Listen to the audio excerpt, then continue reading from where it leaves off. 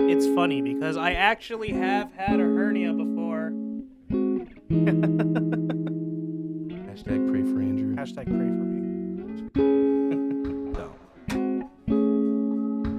Welcome to the Storyworks podcast, everybody. Hernias aside. I don't have current. Not right now.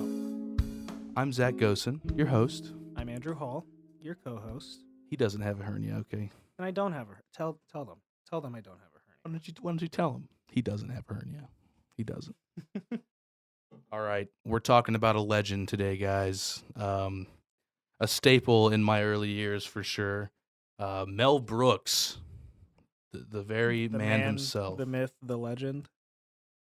We're going to be specifically talking about The History of the World Part 2, which just kind of came out on Hulu. Yes. We were very excited to see that this was going to be a thing. I remember the first time Andrew brought up History of the World to me. He showed me the Spanish Inquisition scene. Oh my God. From the first film. And that was my first dive into that movie at all. Perfect introduction. It's so funny, dude. It's so ridiculous. It's absolutely absurd. For no reason. He was like, we just got to do a musical number. Yeah, I've come to learn, I think he really likes, Yes. I think he really enjoys musical numbers. He's got a very distinct style of comedy, I think. Yeah, that, very much so. You don't really see it much anymore. So it was cool to kind of see it revived a little bit more, in History of the World. Part 2, yeah. Shit, man. What was your first introduction to Mel Brooks? I think it was Spaceballs. Spaceballs. Yeah, I think it was Spaceballs, man. I would watch that movie on repeat, dude. Oh, I know. we threw a party once, and you brought Spaceballs to it, and somehow DVD on deck. Whenever the movie ended, somebody would just restart it. Yeah. I think somebody would wake up and be like, "There's no sound." Drunkenly on the floor, just reach for the PlayStation. I think controller. It played 4 times. Oh yeah, you know why people played it too? Because the DVD music was so fucking obnoxious. Yeah. And the repeating cycle of that DVD menu was so fucking loud and ridiculous. So it just turned the movie on to kill the sound. Wake up with a fucking pounding headache and you just hear this obnoxious ass shit on the TV. God. This is what we fell asleep to. Right, yeah, here we go. No, of course. You got to go out with a laugh at the end of a party. Oh, you got it. Shit, yeah. Spaceballs is forever one of my favorite movies, dude. Pizza is gonna be sending out for you. Pizza the Hut. Davis voice. You're delicious. You're delicious. We could probably perform the entire fucking movie right now. Honestly. Other than that, did you quickly watch more Mel Brooks after that, or was Spaceballs kind of your staple? Spaceballs was kind of my staple until I saw History of the World Part 1. Gotcha. I saw that when I was in middle school, I think. Okay, gotcha. Something like that. And then I really liked that because I really like history stuff. Yeah, you're a little history boy. You are. You're a little smart history boy. Oh, thanks. But yeah, so that was how I really got introduced to Mel Brooks. Yeah. Same here, man. I jumped from... Did you do a Dracula movie? Son of Frankenstein. Is that what it was? I believe so. Let's double check just to make sure. I was going to bring this one up. Okay, yeah. Yeah, he was... Oh.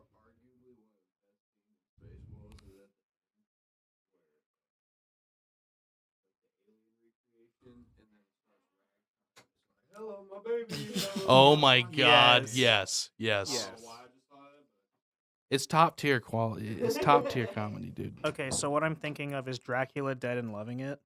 It was directed by Mel Brooks.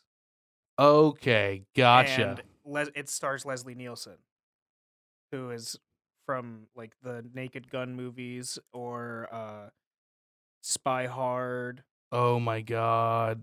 Yeah. And it's a spoof of Dracula. I need to see this. I've it's never heard of this. No, dude, I gotta show it to you. It's really, really funny, and Mel Brooks is in it too. Dude, I feel like he's got to be in it. If he's directing a movie, he's got to be in it, and for good measure too. It was the last film that Mel Brooks directed. What? Yeah. What year was it? 95. Holy shit, man! I didn't know it's been that long. That's crazy. But yeah, so that was like big for me when I was a kid as well. That movie. Okay, all right. Did you just like unlock a vault? Yeah. And that came pouring in? It's just that movie, because like you were talking about a kind of like slapstick comedy that's kind of unique to Mel Brooks. Leslie Nielsen also is able to get that slapstick kind of comedy. Like I think of Spy Hard and I think of the Naked Gun movies, and they're just like he plays like the ultimate dumb fucking idiot, basically. Yes. Yeah. In the middle of a gunfight, he's just sneaking across the room. Yeah. Right. I need to watch more of those movies, man. I honestly haven't seen a lot of his stuff, but I know the type of character that he is. Spy Hard's really good. The theme song for it was written by Weird Al. Oh my god. That's amazing. And that one's like a James Bond parody. Oh yeah. I know, like Airplane's one. Yeah. He's got a whole little thing of it, you know what I mean? He's got his own thing going with that stuff. Just a shitload of them. Gotta take a quick obnoxious break to do this. What are we drinking today, you might ask? It's Juicy Peach. Let's get a little close up on that. Juicy Peach. Yeah, there ain't no peach juicier than Andrew's, though. I'll tell you that much. Thank you. I'll tell you that much for sure. We love a nice juicy peach. You're delicious. You're delicious. All right, man. So I hadn't seen all of History of the World Part 1 until this morning. I've seen it kind of cut into segments, but I never really saw the whole thing together. Yeah, I never saw like the longer takes. Yeah. That the longer skits that he had, like Cometus. Yeah, Comicus. Comicus, that's what it is, yeah. This is my agent, Swiftus. I'm a stand-up philosopher. I fucking loved that. It's so good. The Caesar shit was hilarious. Caesar's Palace being fucking Caesar's Palace. Yeah, the Vegas Caesar's Palace. Vegas. Yeah. It's just that kind of dumb shit comedy that you have. I mean, there's a scene where there's a dude walking down the streets of Rome with a goddamn boombox. Yeah. Oh yeah.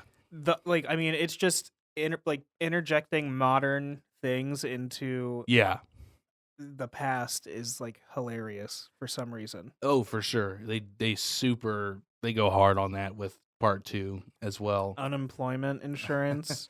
That shit is fucking hilarious, dude. Oh my god. Occupation? Gladiator. Have you killed somebody this week? No. Did you try to kill somebody this week? Yes. Yeah. All right. Well, this is your last week of unemployment insurance. So if you don't kill somebody, we're going to have to change your status. Every U is changed to a V in everything. You are nuts. NVTS nuts. God damn it, dude. Get your used chariot. Get your used chariot. Nothing. I have nothing for sale. Please help me. Please help me. Oh man. Just a cart with a sign that says nothing. Nothing. So do you find Mel Brooks comedy, like maybe when you go to introduce it to somebody, do you think it could be hit or miss? Yeah. I feel like it's like I think you just have to be willing to roll with it. Yeah. And it's silly and it's dumb. Yeah. And that's just what it is. You just have to be there for it, man. Yeah. You just have to accept it. For sure. Like the dude is about to be carted off to be taken to the gladiator pit, and he's like, "No, hold on, wait, I can entertain." And he just does the sand dance. So good. Got some sand. You're standing on it, and then Comicus is like, "Give him the sand. What are you even doing? Yeah, dude. What the hell are you thinking? Give him the sand." Josephus, Yeah, our fucking man. yeah. The first movie it's very much like slapstick, absurdist comedy. For sure. A lot of humor that It's you and I discussed it. yeah. It's humor that like only Mel Brooks can do. Right. Yeah, for sure. For sure. But it's still very, very good. And I like that he, he does it the best himself. Yes. That's why he's in so many of the skits. I mean, That iconic smile, dude. Yep. As he is Torquemada, the leader of the Spanish Inquisition. Yeah. Singing about torturing Jews. Come here, boys. While being Jewish himself. Yeah. Yep. He hits every Jewish joke you could because he can. Yes. That's exactly why. It's so over the top. When they go into the nun pool, and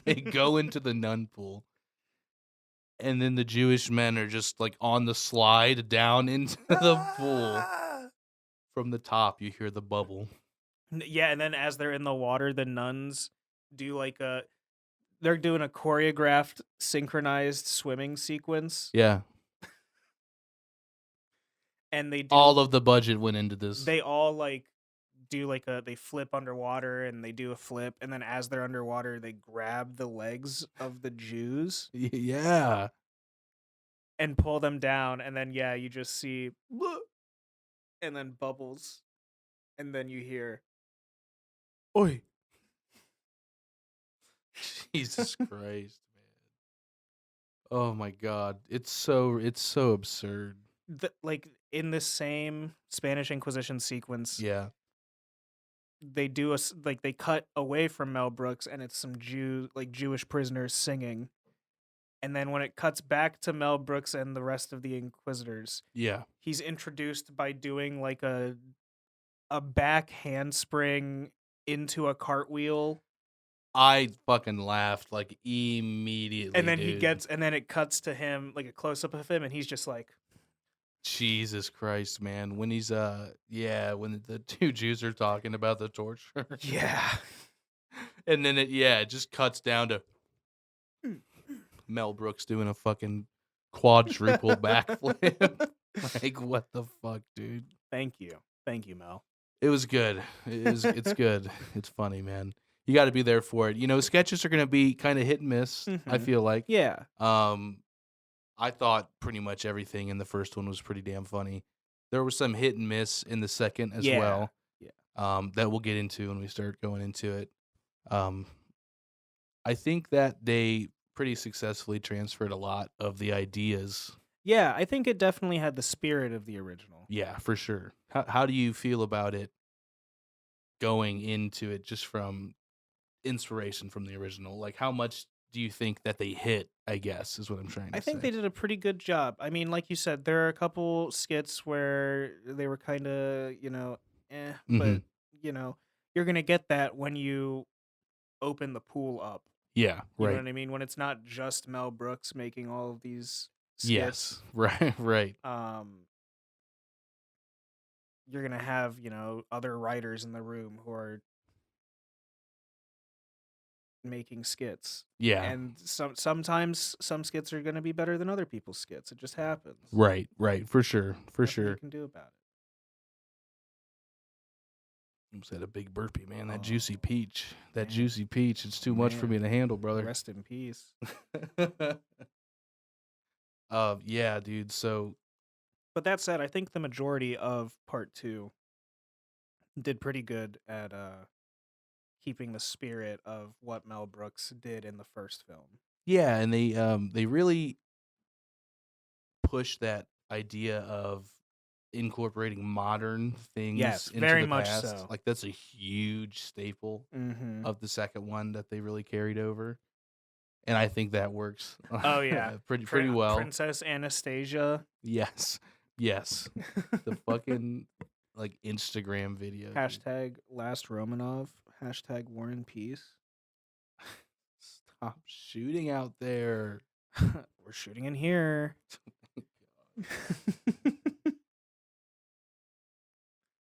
But yeah, like you can definitely tell that it's more, well, obviously it's, episodic. So it's more Yeah. uh more skits than you would get out of just a movie. And kind of it stretched over. Yeah, but you also get pretty short skits too. Yeah, for sure. I think of the Jack Rasp, Oh my god, dude. Johnny Knoxville as Rasputin. So yeah, like such an unexpected cameo, you know. They have so many people in this fucking show. They really do have like a lot of guest stars that you wouldn't think of being in it. Like Oh, yeah. Danny DeVito's in it. Hilarious. Kumail Nanjiani, I think his name is. Okay, yeah. The guy from the Kama Sutra skit. From Kama Soup to Nuts. Sutra. Kama Sutra. We like it all, just not really the soup. We just want the sex positions. What are you talking? I don't draw sex for people's pleasure. I draw it for people's pleasure and for giving them tasty soup combinations to go right with it. Oh my god. I don't draw dude. porn. And if you can't respect that, then maybe we just can't work together. This dude starts packing up his things. We're just gonna steal that idea, right? Oh my god. Yeah. That was a little fun, you know, like Yeah. because some of them extend over episodes. Yeah, there are quite a few that have like multi-episode arcs. There's Yeah. the Civil War, the Russian Yes. Revolution, Shirley Chisholm, the Jesus stuff. Yes, which is like they do different stuff. Like they do it in different styles. Like Yeah, absolutely. which was pretty cool. I like that. Mm-hmm. Mixed it up. I had to follow along for a second. Like it catches you off guard a little bit. Yeah, well, because I like in the second episode of it, it's the first time they do the Jesus stuff, and it's meant to be like a Curb Your Enthusiasm parody. Yes. And yeah. I've never watched Curb Your Enthusiasm. Yeah, me neither. You're the one who told me that. Yeah, I just because JB Smooth is from Curb Your Enthusiasm. Yeah. He's so absurd. Yeah. Dude. It's like ridiculous. But like that one, I was like, okay, I'm kind of here for it. But then later on, once they get to like the Fab 13 recording the last sermon. Oh yeah. Towards the end. Yeah, right. I was like, okay, this is pretty funny. Yeah, no, that was good. That was good. Judas with dreads. It's just Nick Kroll with dreads, dude. That's all. But he's talking in a British accent. Oh my god. I liked the first interaction with Jesus. Yeah. When he pisses on his shoes. He's like, you need to wash his feet. You need to wash his feet off. It's like, no. Guys, come on. No. And everybody there is like, yeah. Oh Jesus, dude. And he's like, I forgive you. Yeah. He's like, great, awesome, cool. This is my guy. This is my guy. Jesus is my dude. And then the Romans come in. Yeah, he kisses him. He's like, that's the signal. That's the signal. Take him away. I can't think of the dude's name who plays. Is it Peter? But he's like so loud and obnoxious. Yeah. You betrayed Jesus. Oh my god. I remember him as in the last like they're recording the last sermon. He's their sound engineer. Yes. Yeah. Oh my god, dude. Peter, the fucking conch shell is fucking broken. Oh my god.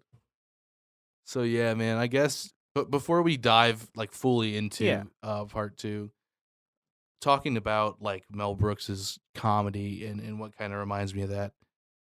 Fucking Monty Python, dude. Yes, very much. I feel like they're pretty similar. Yep. It's like American Monty Python in a way. Yeah, kind of. That's kind of the vibes I got. You know what I mean? Mm-hmm. Very much like skit comedy about history. super Life of Brian vibes. Yeah. Like big time. Mm-hmm. And Life of Brian makes me fucking laugh. I love Life of Brian. They don't sometimes they don't age well, you know what I mean? Yeah.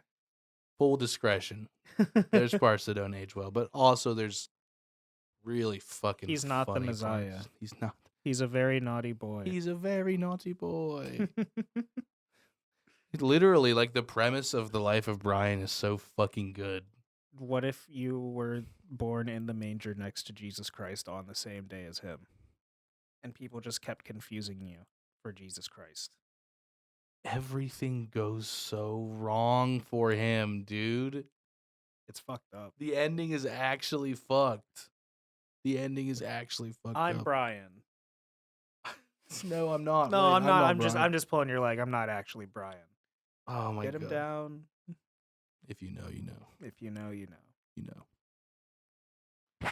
All right, I just wanted to say that because I made that connection when we were watching. Yeah. The first part. It earlier. very much is gives off Monty Python vibes. Absolutely.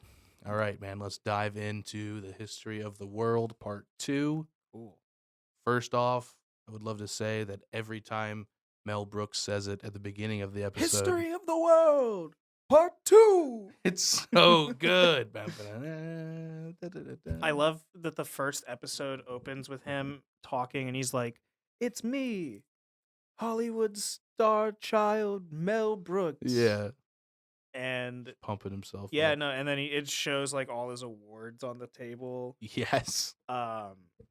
And he's talking like, yeah, you know, when somebody named Hulu came to me and said they wanted to make History of the World Part 2, I said sure. But I had 2 conditions. One, they had to make me look exactly like I did back when I made the first movie. And they did. And it cuts to him. He's buff. He's like deep fake, de-aged. Oh my god, dude.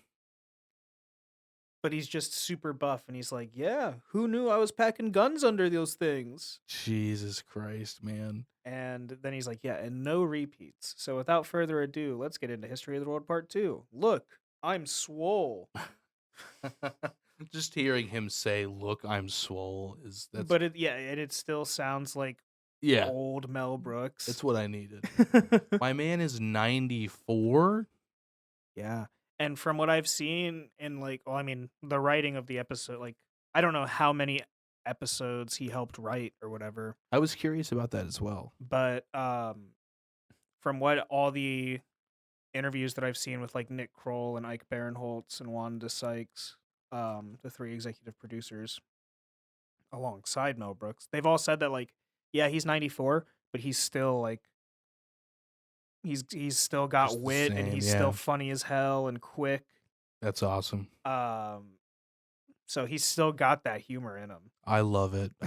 He's still doing stuff, man. Yeah. I mean, but yeah, so yeah, it's super cool. Nick Kroll was the first person to like be attached to it, I guess. he was the first. Okay. Like he's the one who talked to Mel Brooks. Really? Okay, And gotcha. then he got a hold of Ike Barinholtz. Yeah. And then they got a hold of Wanda Sykes. And then, it kind of blew up from there. All came together. Yeah. Yeah, man. So, yeah, one of the biggest things to say about this, you have to like Nick Kroll if you're going to watch. You have to. The History of the World Part 2. He is a huge part of the series. He's in every episode a lot. Yeah.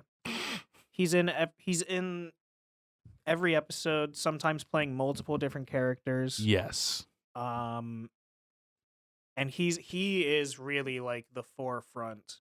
Oh yeah. Of the show. Like Sure. I think he appears the most.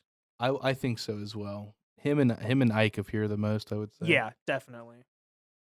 But until they get into the Shirley stuff. Yeah, and then that takes a couple episodes. Yeah, they don't get into Shirley until episode 2, I think. Yeah. But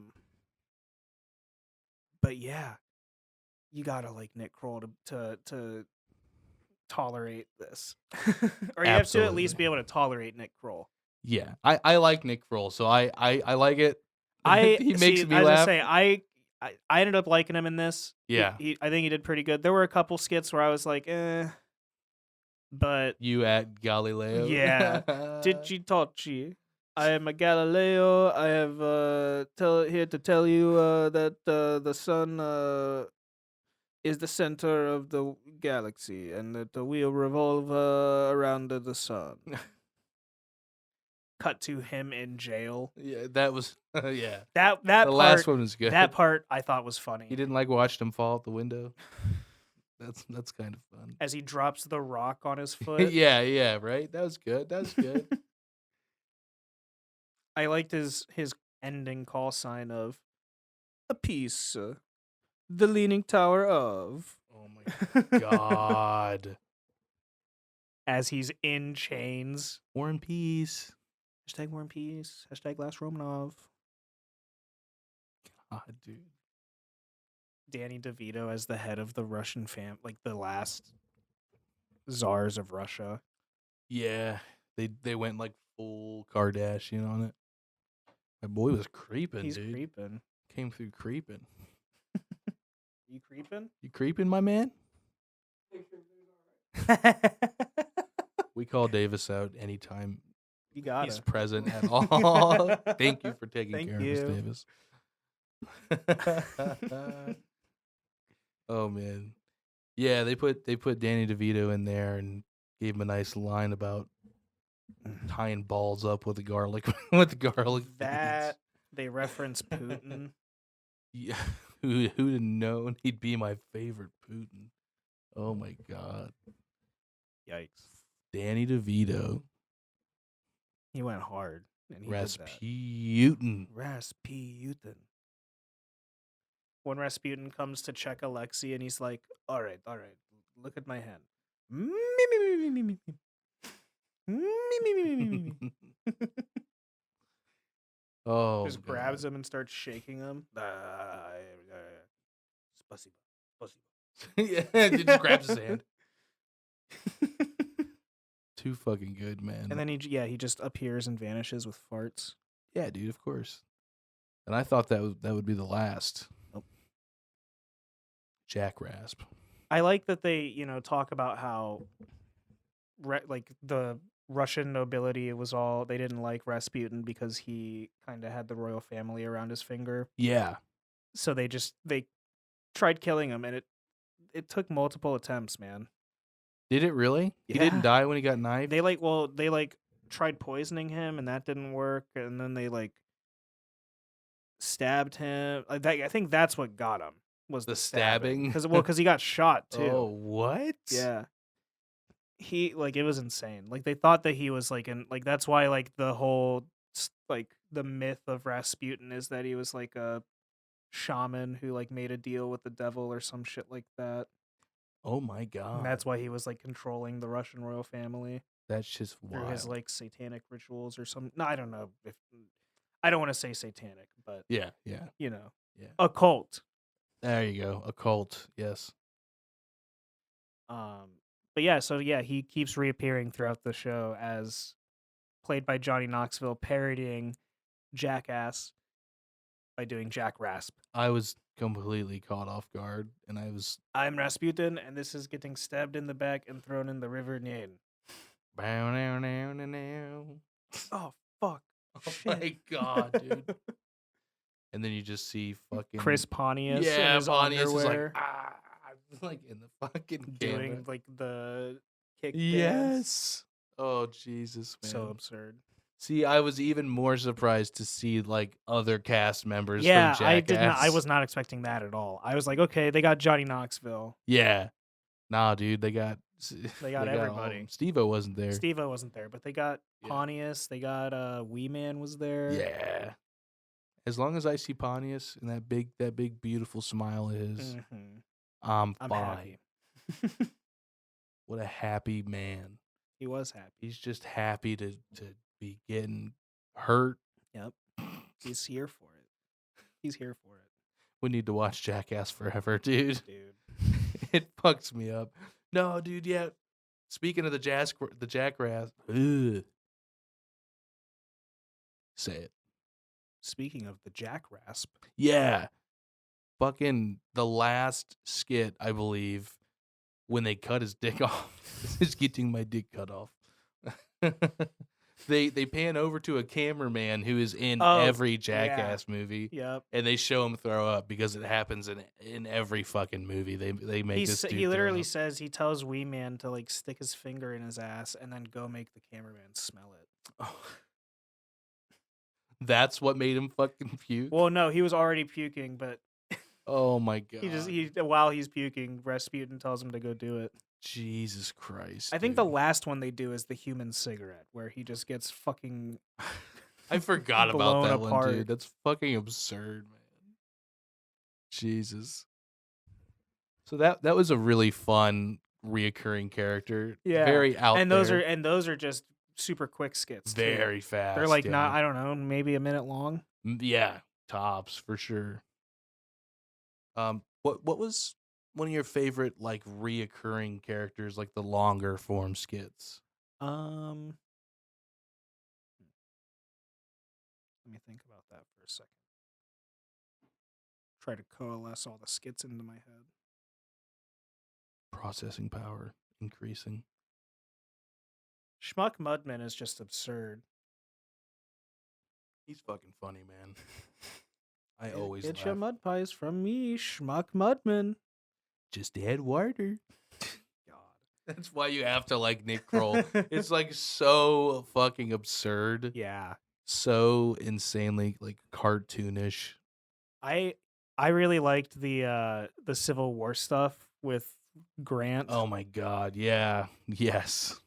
That was one of my favorite ones, and yeah. the Union soldiers that were sent to save him. Very good. Very good.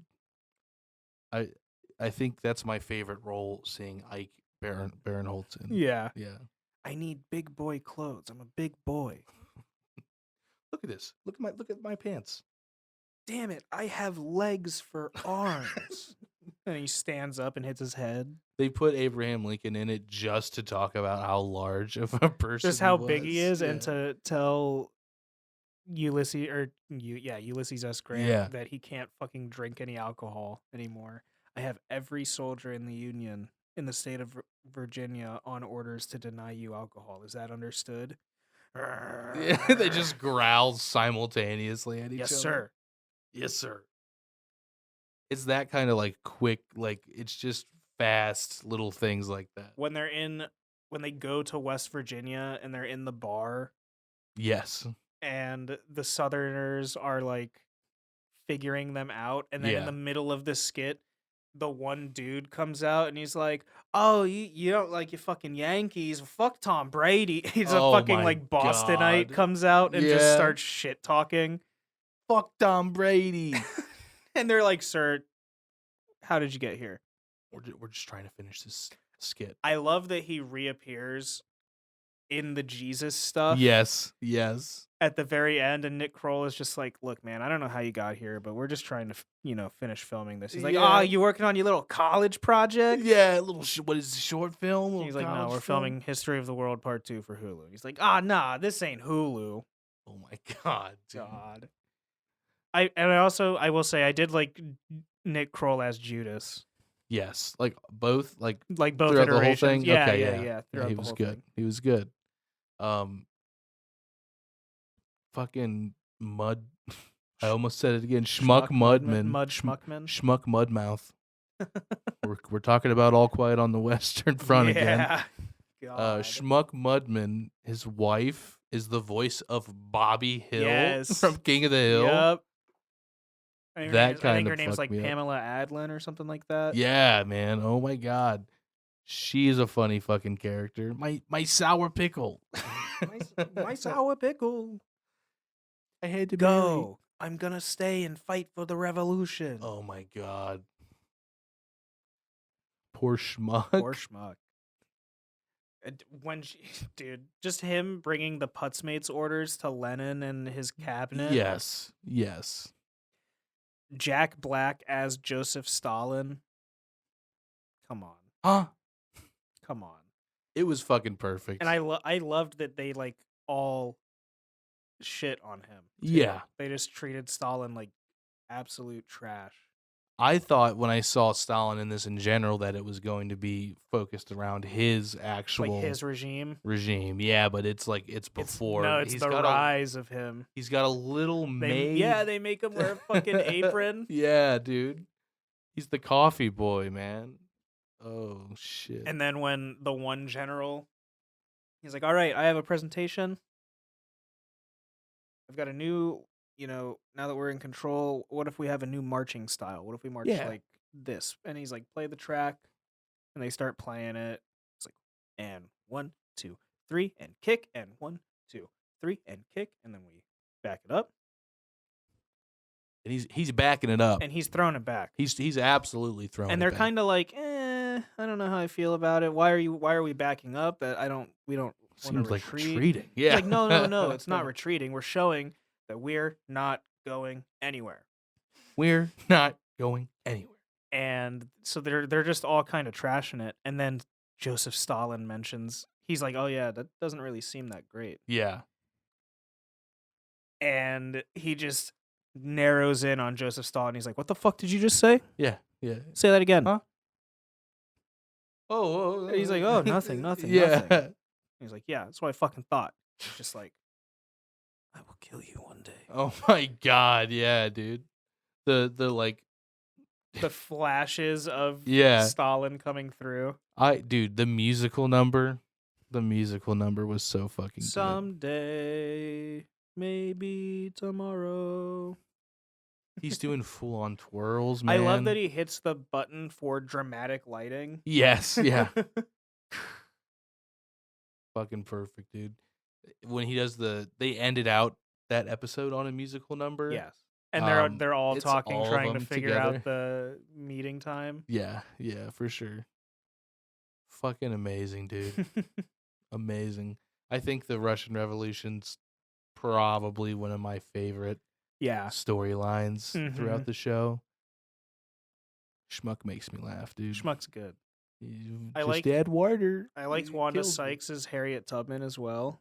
Yes, yeah. When the Underground Railroad just being a literal like subway system. Yeah, for real. It's pretty funny. In the middle of a desert, you just see a fucking like fully like a New York subway entrance. Yeah, that's how they get to the fucking West Virginia town to save our general.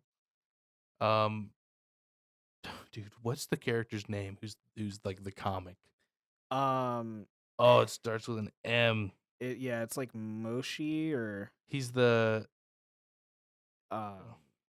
it's him. Mingos.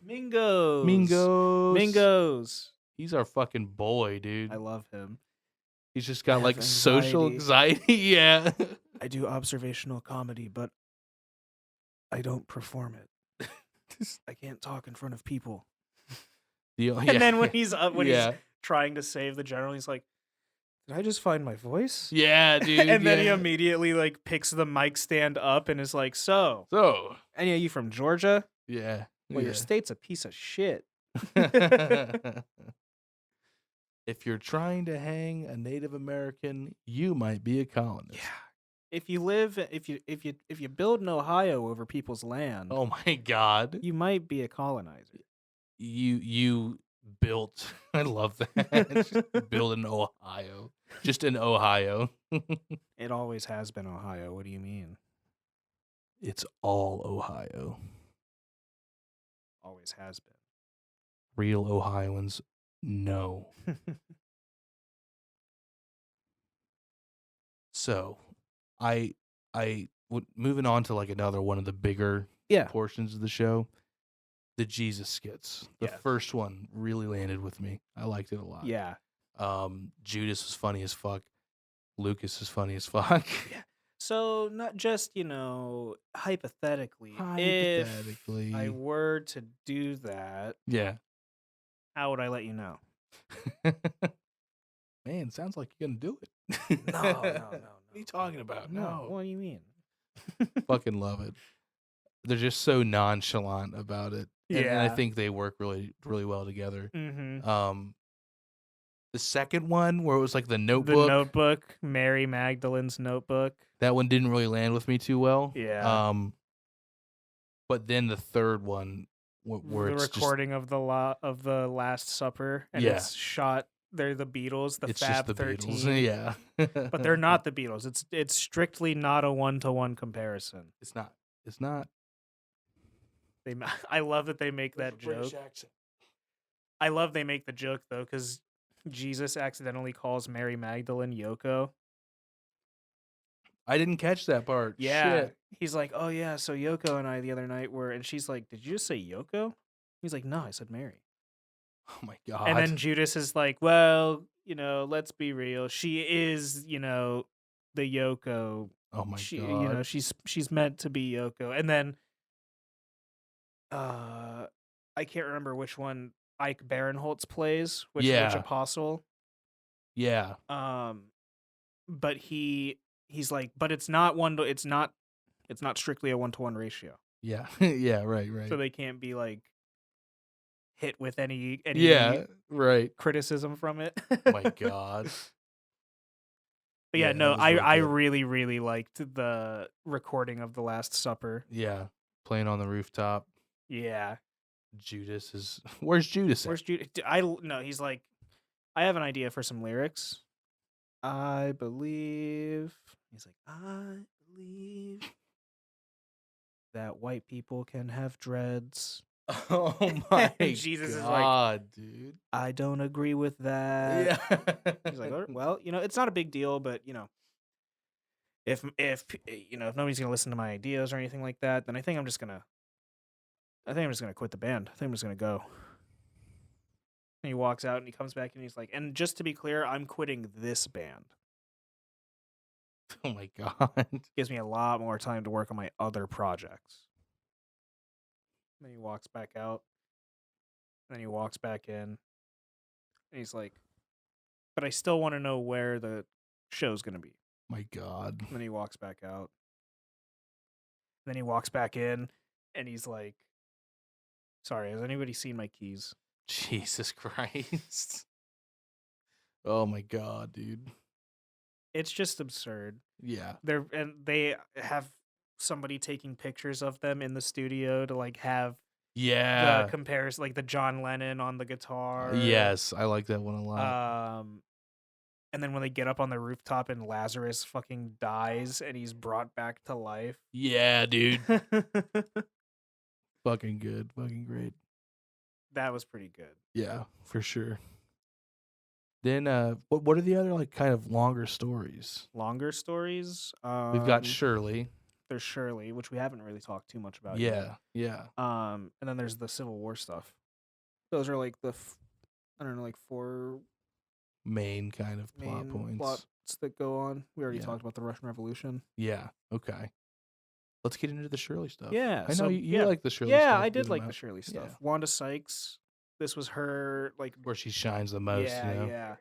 And she said in interviews that the Shirley Chisholm stuff was her favorite stuff to do. Oh, really? Yeah. That's awesome. They asked, like, she's like, an interviewer was like, "Did you have a favorite character that you performed as?" And immediately she was like, Shirley Chisholm. Yeah, for sure.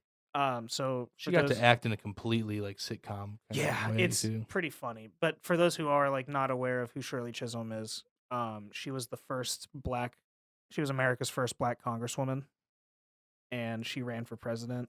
Yeah. She was like the first black woman to run for president. She lost, obviously. Yeah. But that's still like a very important thing.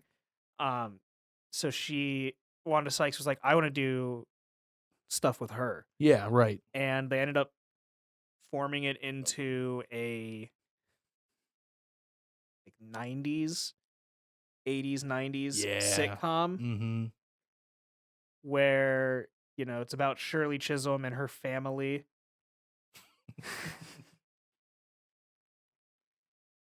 You okay? I've got the McGriddle burps like a motherfucker right now, man. I'm not about sponsored. And I'm about to break. Everything. Okay. I gotta stop drinking Juicy Peach with these McGriddles, dude. That'll do it to you. But yeah, it's Shirley and her family. And she's trying to like have real change in Congress, but nobody will listen to her. Yeah. She calls Nixon to bring him over for dinner to like ask to try to get him to initiate change, and Right. he's like, "Nah, the only people who can initiate change are the president." And she's like, "Oh, cool, I'll run for president then." They made sure to, portray Nixon in the only way that there is to portray Nixon. Yeah. I'm not a crook. Yeah, literally. And then Nick Kroll appears in this skit as fucking Henry Kissinger, Yeah. the madman. Fucking mad bitch. He's like, "I love your mother." That's the best bit about it. And it's Nick Kroll, of course. It's Nick Kroll. He's just deadpan, like, "I love your mother is one of the most beautiful women I've ever met." Absolutely obsessing. Absolutely obsessing. And her Um, mother is just like always drinking. she's just That's her mixing. thing. Like one of the skits is like, "Oh, do you want to come with us, Mom? We're going to go see white racist governor who was shot, George Yeah. Wallace." And she's like, "I can't hear you over the stirring." Laugh track. Laugh track. Shirley is filmed in front of a live black audience. Like it shows the audience sometimes. Yeah. They also do like the break thing where it's like like, "We'll be characters right will come back." out of like that Oh, too, but you're talking about what? Yeah. I think her husband. He's like, "Hold on a minute. Yeah. Cut. What in the hell is going on? Why would Shirley go visit this white racist governor?" Yeah. And then Wanda's like, "Conrad, that actually happened. Now get Okay. over here so we can finish this scene." And he comes over and he literally is like, sits down, calls action, and then gets up and is like, "All right, let's go." Yeah. Yeah, right. That's a good bit when she gets to the hospital too. And then George Wallace, the white racist governor George Wallace, is played by black comedian George Wallace. Fucking incredible, Pretty dude. funny. Incredible. And then she goes to the DNC and tries to get like women's feminists on her side, Yeah, and yeah. like the Black Caucus on her side, but neither of them want to help her. I think that was like an interesting challenge they posed against themselves to do this in like a sitcom format, because in that episode, like they go to a hotel and in like the A plot of the episode, she's supposed to be getting away to relax with her husband. Yeah, but she not and do then any as soon work. as she gets there, she realizes that the Black Caucus is there, and then Yeah. the feminists are there, and she's like, "This could be a good opportunity for my campaign." And that's the general setup for the episode. Yeah, it was good. No, it is really And then good. it ends with a musical number. It's perfect. Wanda, perfect. she's trying to get the attention of everybody, and they won't listen to her. So she's like, "Fine, all right, cue the music." Go time. And then they're both like, yeah, I can't sponsor you. she does a whole funk music number. Yeah. No, that shit's real good. I really like that. What else is there? There's the con stuff. The con stuff was fun. The ancestry, Ancestry.com. Yeah. The family, like they hate each other, but they're like, we're brothers. We're brothers.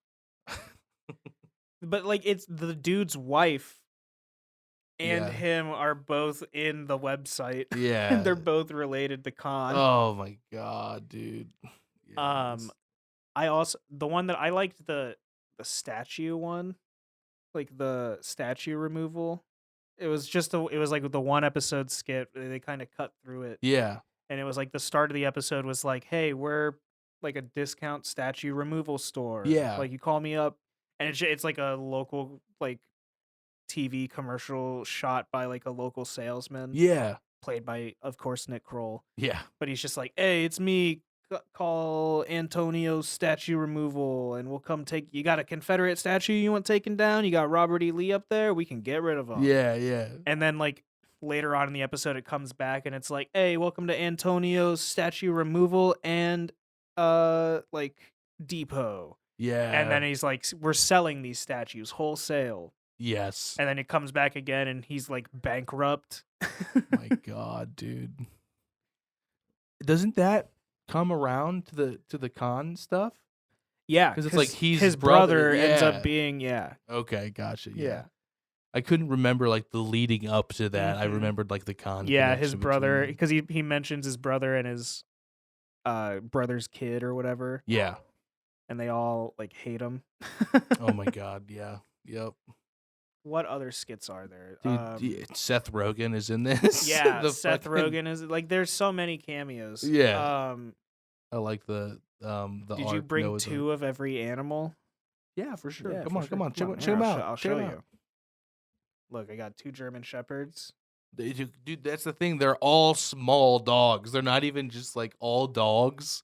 And It's they're all pissed. small dogs. But then they hold the dogs and they're like, "Oh no, this is good." Yeah, they're all complaining, and he's like, I'm not gonna be fucking What are in you here for months with lions and fucking. What are we gonna do for food? Yeah. And then Oh, they God. fucking eat his son's wife. Yeah, easy. We're gonna eat Sarah. What are you talking? She doesn't like the dog, so we'll just eat Sarah.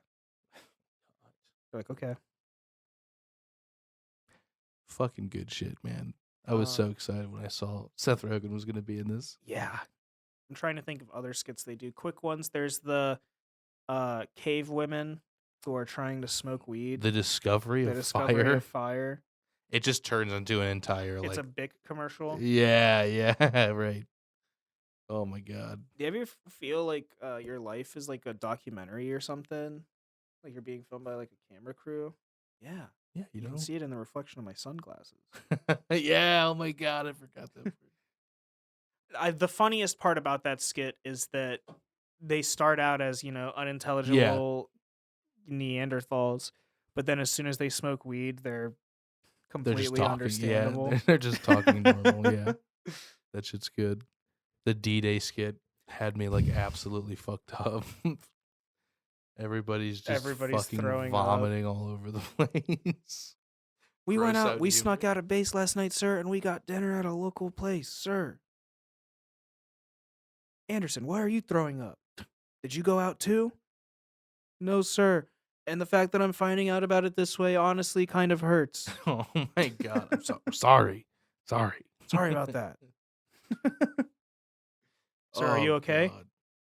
No, I just shit my pants. And everybody starts fucking vomiting, dude. Oh jeez. Man, and then, after the Jesus skits that they do, Yeah. they do the reinforced Jesus, like the new it's the God. the fucking Yeah. church folk are the cardinals or bishops or whatever they're rebranding Christianity. Yeah, dude. And oh my God. they whitewash Jesus and they make him into a big buff blonde haired blue-eyed strong man with laser eyes. Jesus was kind of, he was kind of a wimp. He's kind of a wimp, dude. What if we buffed him up a bit? And then they're like, "Oh I yeah, like no, that. that's I see myself. That's way more relatable. I can see myself in that." Oh my God, dude. Yeah. That's a good idea that you just said. She's like, wait, you like, guys "No. said it. Like, no, No, I yeah, really no. like what you said. I specifically didn't say it. You said it. This is your idea. Oh my God, dude. Yeah, that one kind of had me fucking dying. When she shows like the trailer or whatever of the New Yeah. Testament.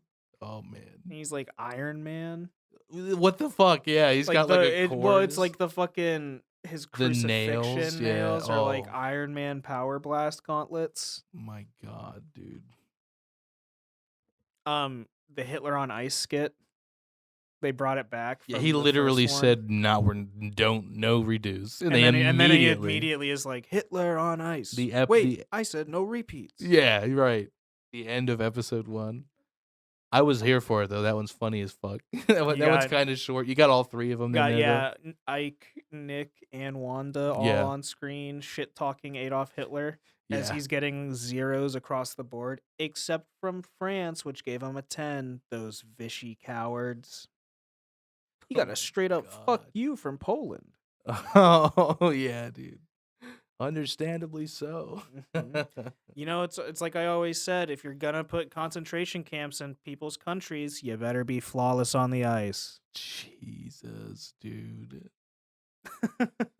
Next up, Mussolini on the slopes. He can make the trains run on time, but can he beat his own Own time? time on the slopes. Let's hope he breaks both of his fucking legs. It's so good. The way he points with this big It's like, poofy yeah. jacket, like the restrained Can he movement. beat his own time on the slopes? And then Wanda Sykes calling Adolf Hitler a what does she say? A greasy head motherfucker. Yeah, greasy head motherfucker. And I he's see a like, Luger. uh-oh, we're gonna get some letters from that one. But hashtag I stand with Trish. Oh my god. And then Ike Barinholtz just goes, hashtag me too. I don't know about that one. Absolutely. Oh man. I fucking love that It's one, just dude. yeah, they're just all fun skits, man. They There's are. like I said, I mean, how could we have gone about an hour now I was saving the best one for last, man. without talking about potentially the best single skit in part 2 of History of the World. I think it's the funniest fucking skit in the entire show. I think it makes me fucking die. Shakespeare's writing room. Woo! We've got Josh Gad as Shakespeare. And it is just so fucking obnoxiously funny. He comes in late to the meeting room. It's his meeting of ghostwriters, dude. Like, oh my god. Hey, is this the Shakespeare writing room? Yeah. Go ahead and sit down. I'm a guy. Oh. And then just saying that really confirmed it because I was a little off. My penis itches. God, dude. And then he's like, okay, I thought we'd just spitball for a bit, maybe. Yeah, Shakespeare let comes the in. He's creative juices flow. Immediately like on 10. Yeah, he like throws his bag. Sorry, He's I like, was sorry, late. I'm late. Traffic was horrible. Now, I know we were talking about some things last time. We made some pretty decent progress. Did I like it? Did Shakespeare like it? Yeah. Did Shakespeare love it? No, I didn't.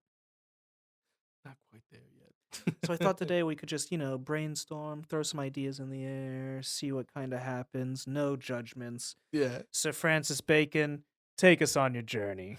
Oh my god. Because the delivery is perfect. Oh, it's so good. And I think Josh Gad comes from like a theatrical background, so he knows how to nail that Yep. that kind of energy. It's so and good. make it such a negative energy. But it's funny how uplifting he is until that point. Yeah. Take us on a journey. Like And then he's like, yeah, what if we, had it's a play, but there's music involved,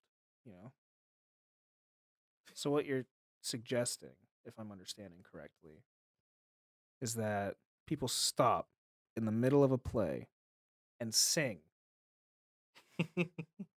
something to the effect of, I'm so sad because my uncle killed my dad. Hamlet, that's fucking awful. Dude's just like, And then he looks at the Move next on. guy and he's like, what about you? What do you got? It's like interracial love story. yeah.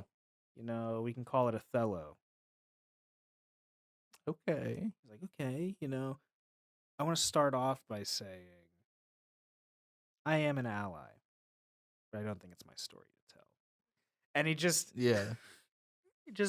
he's, But but it was conceived in this if you room. wanted to make it, I would totally support you making it. Yeah. But, it was conceived in this room. Was it not? 'Twas. It's a Shakespeare. So it's a Shakespeare. It's technically mine. It's a Shakespeare. My God, dude. And then finally the very obvious woman pretending to be a man. Yeah. has an idea for a love story between two white people. Yeah. He's like, oh, that's relatable. Yeah. I can get behind that. And just pitches Romeo and Juliet. Yeah, right. And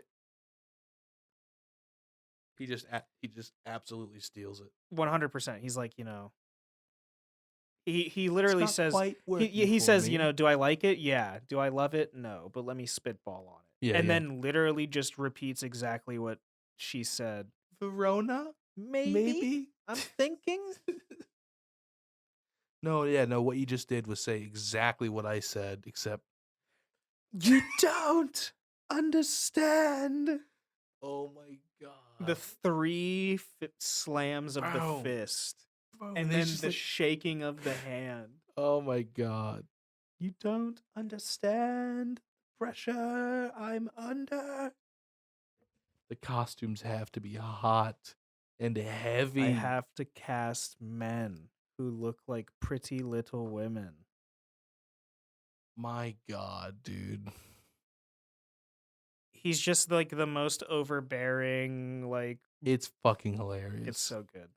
And it's such a real character. And then he's exists. like, oh, I'm sorry guys, I'm sorry. I think I really need to eat. What do we get for lunch? They're like, we got Chipotle.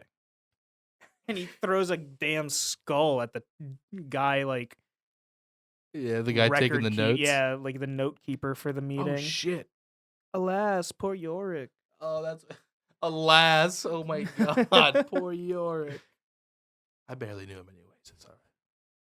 Yeah. Best fucking skill. Yeah. That one is. It takes the cake for me, man. Honestly though, this whole show is really fun to just sit down and watch. Turn your brain off for a second, you know, just laugh at some dumb fucking comedy. Exactly. 8 episodes, not long, No, not hard to get through. If you like Mel Brooks, if you're a fan of like Monty Python kind of that comedy, kind of absurdist humor. Yeah. I think you're gonna like part 2. For sure. Just be prepared to not see Mel Brooks a whole lot because yeah, he does give like the informational. he's the narrator. Yeah, which I did like a lot. Yeah, so you get to hear his voice a lot. You just don't see him a whole lot. Yeah, he for sure. appears in the first episode and the last episode. Yes, yeah. So, what would you give it, man, out of 10? History of the World Part 2. History of the World Part 2? I'd probably give it about an 8.5, I think. Gotcha. I think I'm going to go with a 7. Yeah. On History of the World, yeah. Because there were some that just didn't hit for me too much. No, but then for there's sure. some that really hit. You know what I mean? Mm-hmm. It can be hit or miss, but I think it's like that with, like we said, History of the World Part 1 as well. Some of it's like, most of it hits. I mean, yeah. Well, you know what I mean? Mm-hmm. Absolutely. Still, though, check it out, man. Yeah, go watch them. I mean, History of the World Part 1 and 2 are both on Hulu. Yeah. Yep. If you guys check it out, let us know what your favorite skit was. Yeah. What characters do you like? If you like Mel Brooks in general, let us know. Yeah, for sure. I'll do a full Spaceballs episode. Let's do fucking it. Don't tempt me, dude. Seriously. All right, guys. As always, like, comment, and subscribe. Hit that mother fucking bell. Let us know what you guys want to hear, what you want to see, and we will do our best to accommodate. This was the Storyworks Podcast. I'm Zach Gosen. I'm Andrew Hall. Later, guys. Sayonara. Some more of this peach juice. Drink that juicy little peach right up. We're not sponsored. We're not.